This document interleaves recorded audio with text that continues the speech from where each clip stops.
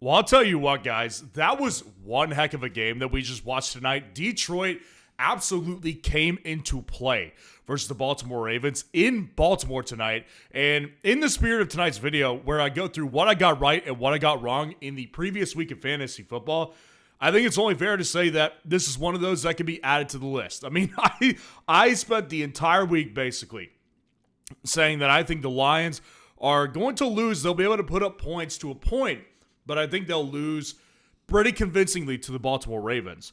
And not only did they not lose, they actually didn't dominate the game, but they looked fantastic. I mean, there was no weaknesses the Lions showed tonight. They came in there and punched a really good team at home in the mouth to make the Ravens the 1-2 team, not the Lions. So again, in the spirit of what I got right and what I got wrong, we could definitely add the Lions winning against the Ravens very convincingly to that list right there.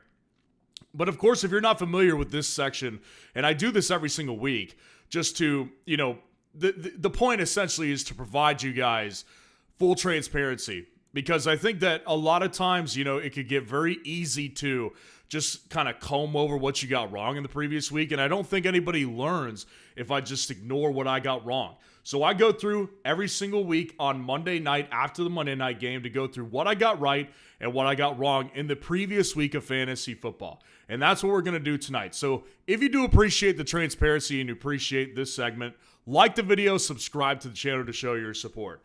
Now, I want to start out with the first thing that I got right this week, which, hey, listen, my thing about it is I think that a lot of times fantasy football history matters. And a lot of people just kind of always think of me as this guy who puts way too much stock into history when it comes to fantasy football. A lot of fantasy creators, you can go anywhere on YouTube and find this. Like, you don't have to stick with my channel. If all you're looking for on YouTube is people who just, vomit stats at you, right? This player had 23, yards per reception, and he was also in a position to where his yards per route run were fantastic. Guys, that stuff only matters to a certain point. History matters. And there's one particular player this week that I said, I think it's going to come into play in a big way this week, which was Courtland Sutton. And Courtland Sutton was coming off a really bad performance to where Troy Franklin dominated him in week 2 in fantasy football. So a lot of people this week, I had questions about, do I sit Courtland Sutton this week? Should I play Troy Franklin over Courtland Sutton? And I consistently told everybody, Courtland Sutton's a must-play this week. Courtland Sutton has this very sneaky history against the Los Angeles Chargers to where most of the time he's done really, really well against them. And I find that really fascinating because, again, a lot of times that stuff just doesn't get discussed on other fantasy channels. And I will say this again. If you're looking for someone to just vomit stats at you with no context and no real football knowledge, because a lot of that stuff comes from a lack of football knowledge because they don't actually watch. I love this game. I'm a film junkie when it comes to football. And I can just tell you for a fact, I've remembered off of several years in a row, Courtland Sutton having a dominant game against the Chargers. And they did it again. Courtland Sutton was fantastic in fantasy this week. He was a top 3 receiver, I believe, if I'm remembering correctly. I mean, he was fantastic. Let's look at FS Roundup and see where Courtland Sutton finished. Yep, as the wide receiver 3 this week behind Trey Tucker and Garrett Wilson. Courtland Sutton was spectacular. So a lot of times it just goes to show, listen, stats aren't everything. They're not. And a lot of times vomiting stats at people is just not the way to go if you're not including context and history of players. And Courtland Sutton has a strong history against the Los Angeles Chargers. It's just the reality. So score 1 for history, I guess. I wouldn't even take a ton of credit for it outside of the fact that, listen, I just pay attention to it more than most fantasy creators do. Alexis Bolanos, I appreciate the super chat. I will get to it after what I got right and wrong. Now let's get into something I got wrong. So, listen, for a lot of the offseason, I had been out on one particular player, and it got to the point where I think I talked about it way too much for people that they just started kind of wondering if I had some sort of personal vendetta against Tyreek Hill. And let me tell you this. I don't have a personal vendetta against any player. And I'm going to say this knowing I might get pushback for this. If Deshaun Watson was a good player in fantasy, I would have him on my team. Like, I don't take personal stuff into account when it comes to fantasy football analysis. If Deshaun Watson could still be that guy he was in Houston all those years ago, get you 30 points in a particular game, I would have him on my roster. But Deshaun Watson's not that anymore, obviously. The point of saying that is to say, listen, my personal feelings about any player, I do not care when it comes to ranking players and giving fantasy analysis on a yearly basis. It just doesn't come into effect. So I will say that, like, none of my Tyreek Hill problems this year have been player related. Like, I don't care. I mean, they're player related. They're not personal related. So with Tyreek Hill, this whole offseason, I had basically just said, I'm out on him. You should be out on him as well. And a lot of people said, well, his price is so good. Why would I be out on a player who has top 5 upside? And I said, he doesn't have top 5 upside. But I think I took it really far with people when I wasn't including him in top 30 rankings. And in hindsight, that probably wasn't the best idea to go that far anti-Tyreek Hill. And even last week, right? Like, if we look at last week, Tyreek Hill, I think, without pulling it up yet, okay, wide receiver 15. That's wide receiver 16 was my guess. So he was the wide receiver 15, and he was not included in last week's top 30 rankings. And a big reason for it was because, listen, I've come to the realization that Jalen Waddle, I was wrong about him. He does not have top 10 upside like I said he did. The reason I did this with Tyreek last week is because the Buffalo Bills I saw as a matchup they were gonna get squished like a bug. Like, I thought they would just be like a roly-poly that was just like crawling on the ground, and then somebody's big foot came and just stepped on him and squished him. I thought that was what Buffalo was going to do to the Dolphins this week. Well, it turns out they didn't do that, right? So Miami puts up a much better performance than a lot of people thought, including myself. And that, to me, in a week that was mind-blowing, and I'm not giving myself an excuse or an out by saying this was probably one of the craziest weekends I have watched in football in a long, long time. Honestly, in my entire adult life, this was probably one of the craziest weekends. We had blocked kicks that were ending games. We had a lot of comebacks. There was upsets. Buffalo was probably the biggest shocker to me. Like, I would have seen Cleveland beating the Packers before I saw Buffalo almost losing at one point to the Dolphins. So Tyreek Hill's lower ranking just had to do with me totally mispredicting this game script and how it was going to go. Here's the reality of moving forward with Tyreek is he will be in my top 30 rankings moving forward. I was wrong about him not being a top 30 guy. I will say I'm not ready to say on the season I'm wrong on that one. I don't still perceive Tyreek Hill to be some long-term type of player that you would want on your fantasy roster. Like, he's a guy for me. If I had an option, I would sell him high. If somebody really wanted to get the guy and I could get, like, Courtland Sutton out of the deal, I would definitely do it. But I will say this, Tyreek Hill definitely belongs inside the top 30 moving forward in fantasy rankings on a weekly basis, as long as Tua can, stay upright. And I would say that you can expect him in tomorrow's top 30 wide receiver rankings. Now, here's something I got right. And again, I always cover defense both right and wrong in these segments here because defense is really important to me. Not only because a lot of you know me as one of the only fantasy YouTubers who does weekly defense rankings, but because, again, I grew up watching the Pittsburgh Steelers and an elite defensive play. Not just from the Steelers, but also from the Baltimore Ravens with Ray Lewis, Ed Reed, Terrell Suggs, Haloti Ngata. Like, I grew up watching those types of, defenses. So I just have an eye for defenses, I think, more than most fantasy creators do. So when I get a defense right, I look at it as kind of validation for myself, I guess, for lack of a better way to put it, that I'm right about, scouting a defense. And one defense in particular had a lot of negativity around them after the first 2 weeks because Minnesota couldn't generate anything offensively the first 2 weeks. I mean, you take out one quarter with J.J. McCarthy, and this offense was a JV offense. I mean, it's just like, if you argue with me at that point, I don't think you're watching the same sport I am. Or maybe you're just a Yahoo and you like to argue. The bottom line is Minnesota's defense just hasn't played up to par in the first 2 games. So when I came out and I said that the Minnesota defense will be a top 6 defense this week, I was met with some people who are like, the Vikings defense just isn't the same. And I said, listen, I get where you're coming from, but I will say this. In a matchup that has a backup quarterback, and given that Brian Flores is a great defensive coordinator, I will take the great defensive coordinator over a backup any day of the week. And so I think that in this particular situation, obviously I did not have Minnesota as my number 1 defense this week. Far from it. They were my number 6 defense.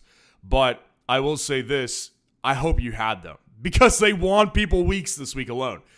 This highlights 2 things. Number 1, again, I think this week was freaking crazy. And I'll go over a defense I got wrong here in a second. But number 2 is that if you don't get, at this point, heading into week 4, how important defense is to your fantasy team, you have a loser mentality, I think. Because if you're blaming, let's say that you're out here blaming Brian Thomas Jr. for not winning you your week this week. Well, guess what? 2 weeks in, he hasn't done that yet. So you know what you need to do to make up ground for Brian Thomas Jr.? You need to target defense and kicker. We just saw the Vikings defense. I can't imagine people who had the Vikings defense losing this week. I mean, they put up 30-plus points as a defense. That shows the importance of defense, man. And I stood my ground when people were like, there's just no way the Vikings are that good of a play this week. I don't want them. So the Vikings defense, I was right about that. Now, here's something I got equally as wrong. And, it's so funny because every week it feels like I'll be honest here, like I'm conscious of this when I do it. Every week when I get on and I do this stream, I kind of turn it into like a little part of the like a little part of the segment. I turn it into a come to Jesus Steelers conversation because, again, I've said this multiple times. Like, everybody here knows I'm a Pittsburgh Steelers fan. And what I've just seen over the past several years with Tomlin, like, I just think it's disgraceful.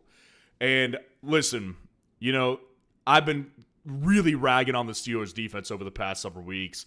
And I stand by it because I do think that this defense, like, even last week against the Patriots, if you took out all those big plays and all those turnovers, Drake May was able to move the ball with pretty much relative ease. And they ran the ball relatively well as well. So when I saw it happen, I was just thinking to myself, okay, well, the Steelers defense, they're looking exactly like I thought. But the thing about the Steelers defense, and they've done this for years, by the way, like, this is not a new concept to people who watch the Steelers on a weekly basis. Every snap, every Steelers fan who's honest with themselves will tell you, like, the Steelers defense, the way they've rolled for years is they get big plays. And that's how they are good fantasy defenses in certain weeks. Now, again, I'm not here to try to, like, spin this some way into not being wrong.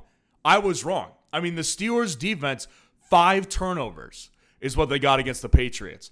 And the reason I'm really wrong about that is because I know they can do that. Like, they've done it for years under Mike Tomlin. So I knew this was always on the menu for a Mike Tomlin game.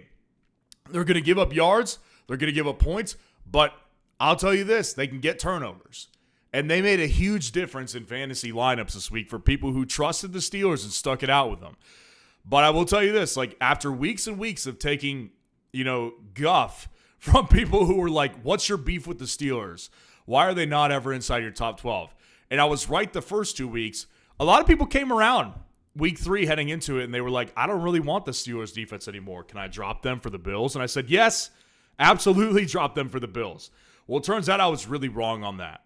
And I apologize for telling people that the Steelers defense wouldn't be a good play this week because, again, the Bills defense, that was a complete shock to me. I did not expect that coming. But with the Steelers defense, I should have seen this coming because this is what this team does on a very consistent basis. They give up points, they give up yards, but I'll tell you this, they get turnovers, and I should have seen it coming. Sab92 and Adrian, I appreciate your super chats. I will address them after what I got right and wrong. So here's something that I got right as well this week, which is, hey, listen, I don't like to be the wet blanket on things.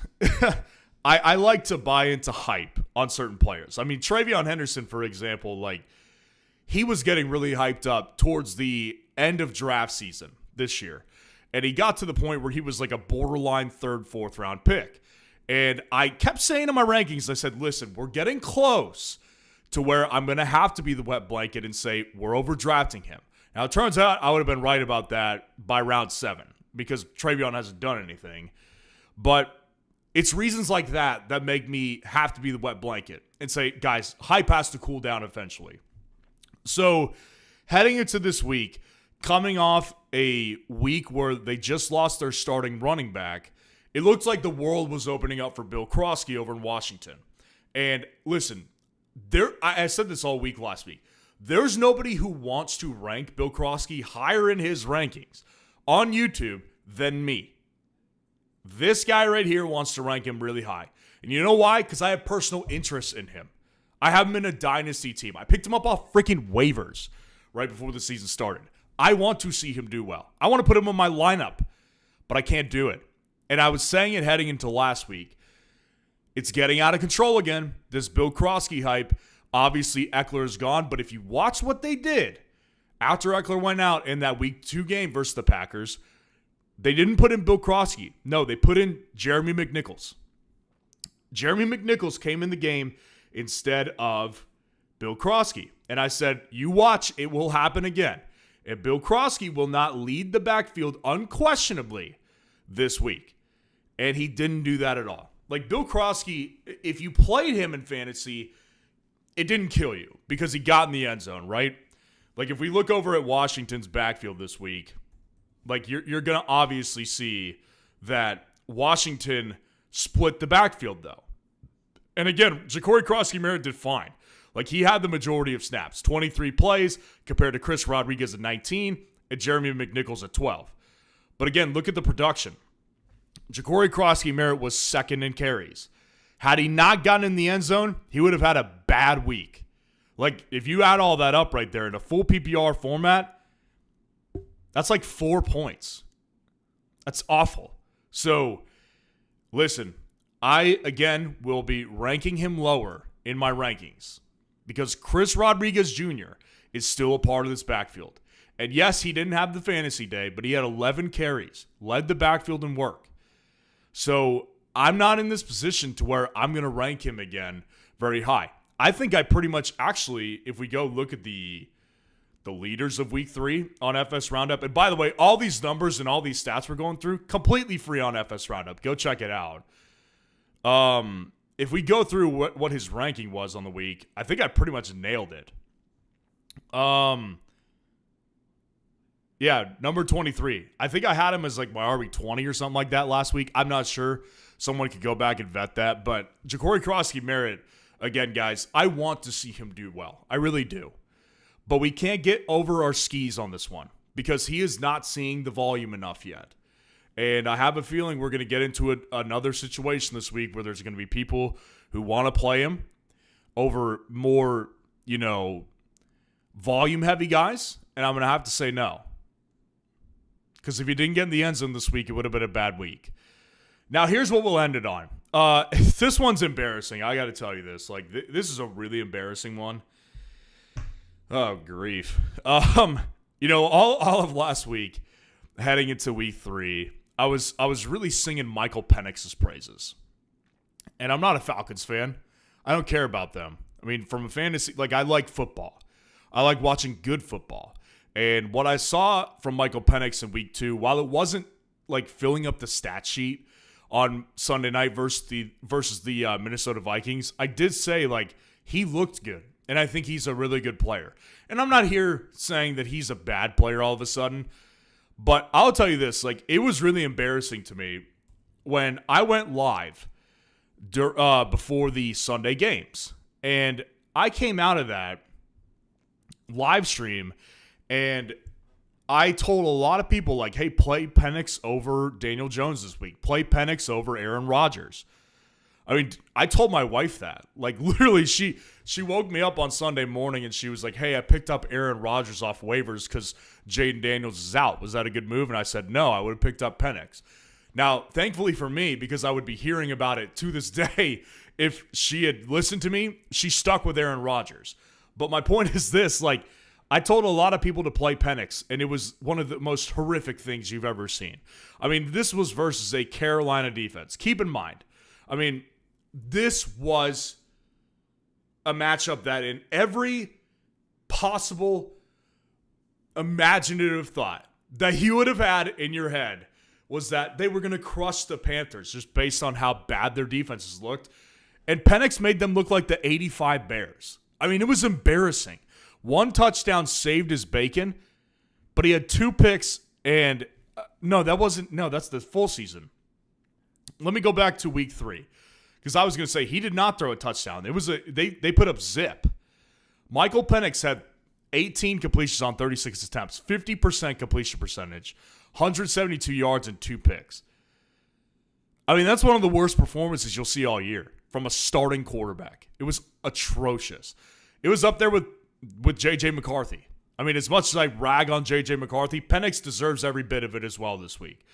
So that one was definitely a huge bummer for me. It's just one of those situations where it's like, I look at this, and when I had him that overranked, and I was telling people on Sunday Live to play him over guys like Daniel Jones, who wasn't even that great this week, but Penix was so dysfunctional that he killed weeks. And that's what really bums me out. So very, very wrong about Michael Penix.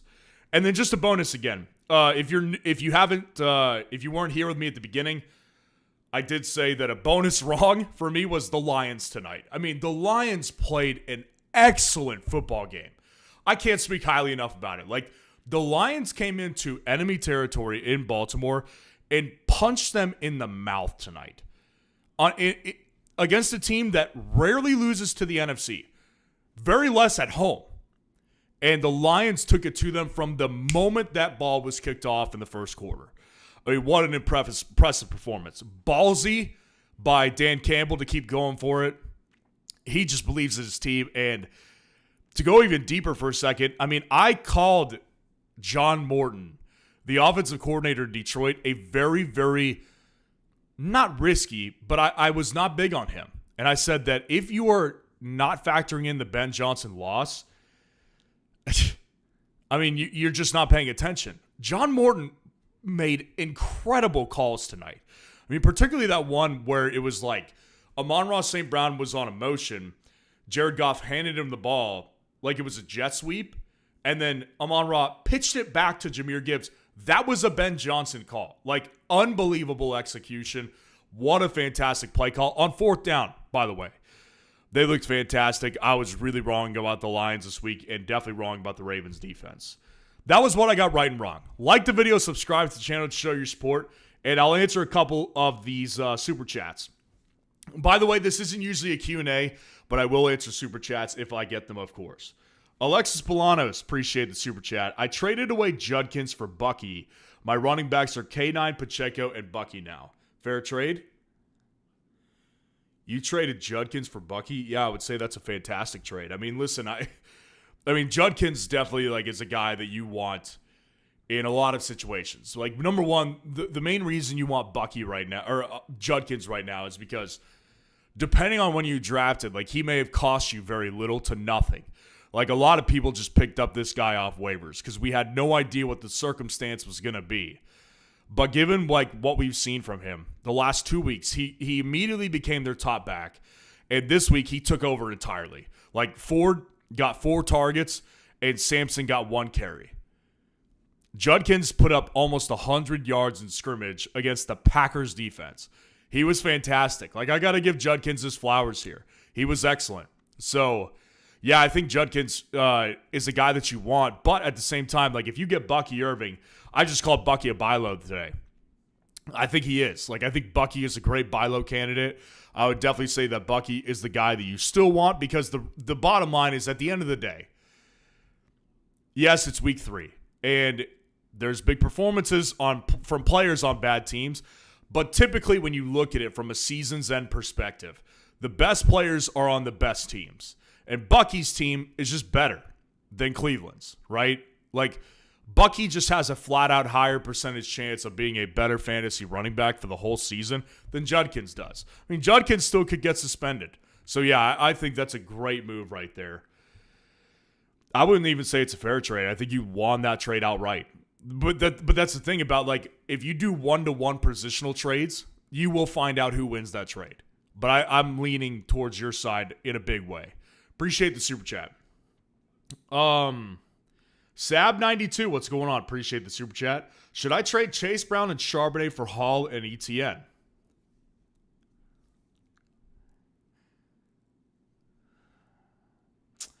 You know what? I think I would. And the reason is because of ETN.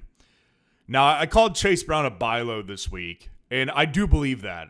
Now, there is a point, though, where it's like, it's not worth holding on to him if you can get a legitimate asset. Like, because I think a lot of what we'll see this week from people is like, in my leagues, I can speak to this, right? Like, my leagues, I play with some pretty competitive people who will try to come in and offer me, you know, Zach Charbonnet straight up for Chase Brown. Or they'll try to offer me, you know, I'm trying to think of another good example. You know, they'll try to offer me some, you know, like Cam Scadaboo for Chase Brown. It's like, no, I'm not going to take that. But, like, ETN has risen up so far past his draft price already, and he's looked really good to the point where it doesn't feel like I'm losing value tremendously if I give away Chase Brown. And the fact that you get Charbonnet on top, or you're giving away Charbonnet on top of that, who could be dealing with a legitimate injury for Breece Hall, is already an upgrade. So, yeah, I think that's a great trade to make. I'm not sure if you'll be able to pull it off or not, but I will say, like, if that was my team, I would try to send out that trade for sure. Adrian, what's going on? Appreciate the super chat. Hey, brother, my trade might happen for Godwin and Jeremy for Chase Brown. Is this a good deal? Thank you. How do you feel about CeeDee Lamb now? Well, I'll start out by addressing this trade. Listen, the trade Godwin and Jeremy McNichols for Chase Brown, I think it's a fantastic move. Again, you know, this is a situation where I look at it in Washington, and I just broke down the numbers, right? Like, Washington's backfield was very split on Sunday, but Jeremy McNichols is not going to be the running back. Like, and when I say that, I mean, like, he won't be the primary running ball carrier. It will be Bill Karofsky and Chris Rodriguez.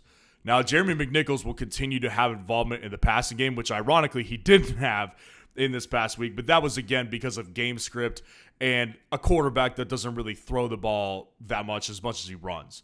So Jeremy McNichols, to me, like, selling him right now is fantastic. You're going to get a player that the reality is, again, like, making this type of move, people are going to jump on it. Chase Brown was so bad last week, and not just him, the Bengals as a team and all the fantasy options over there were so bad, it's going to leave one of the worst tastes in people's mouths all season.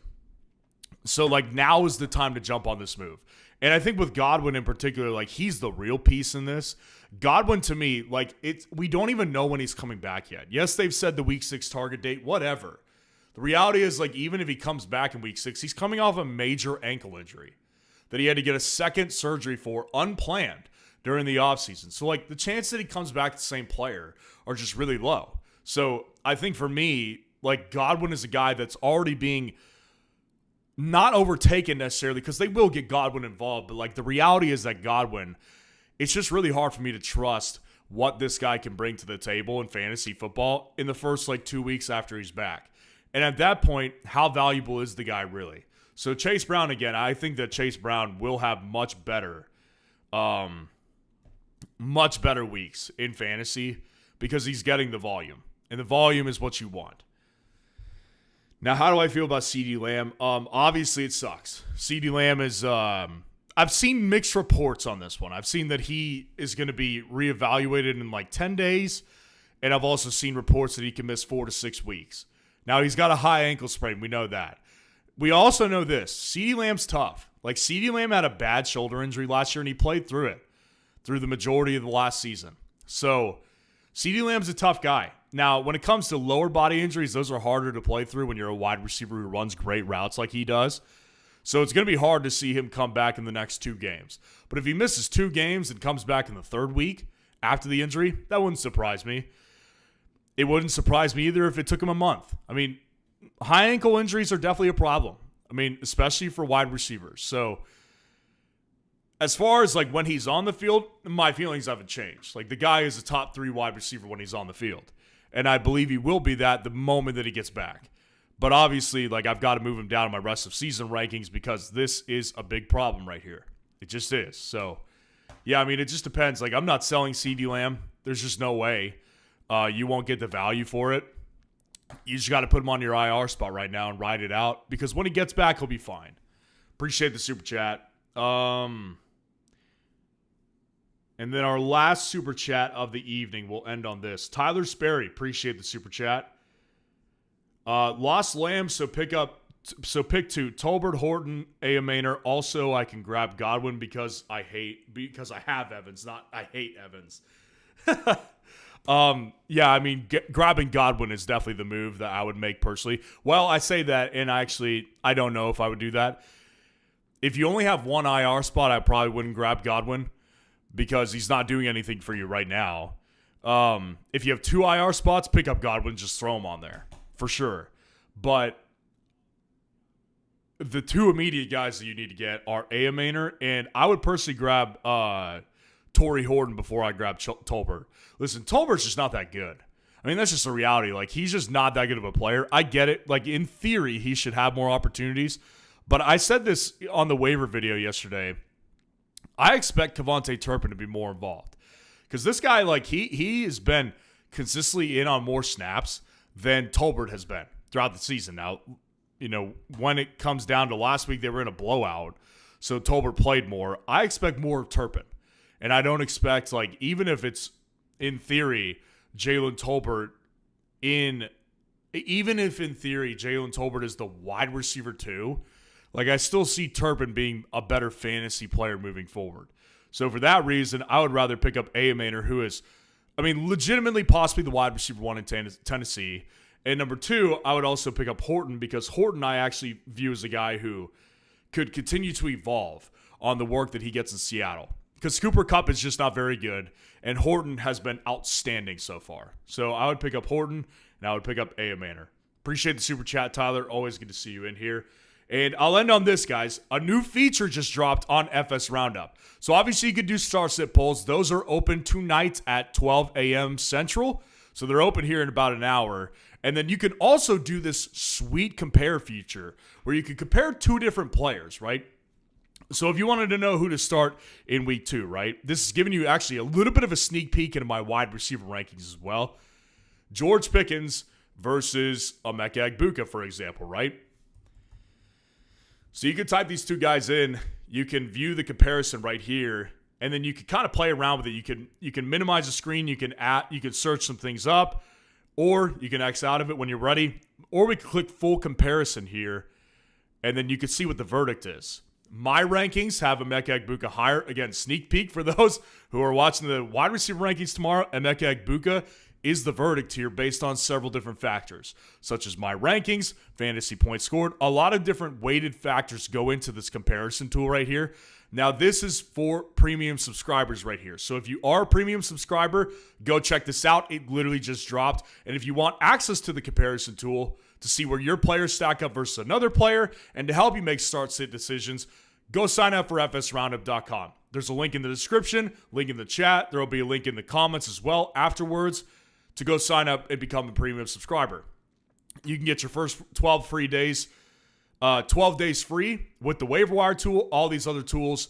And then at the end of it, I will break down your team for you when you are a paid customer officially with us. So appreciate you guys. Go check out the new tools on FS Roundup. It's sweet. And I look forward to seeing you guys tomorrow in the wide receiver and defense rankings. Like the video, subscribe to the channel on your way out. Go to FS Roundup, play around with these tools, and I'll see you guys tomorrow. Peace out.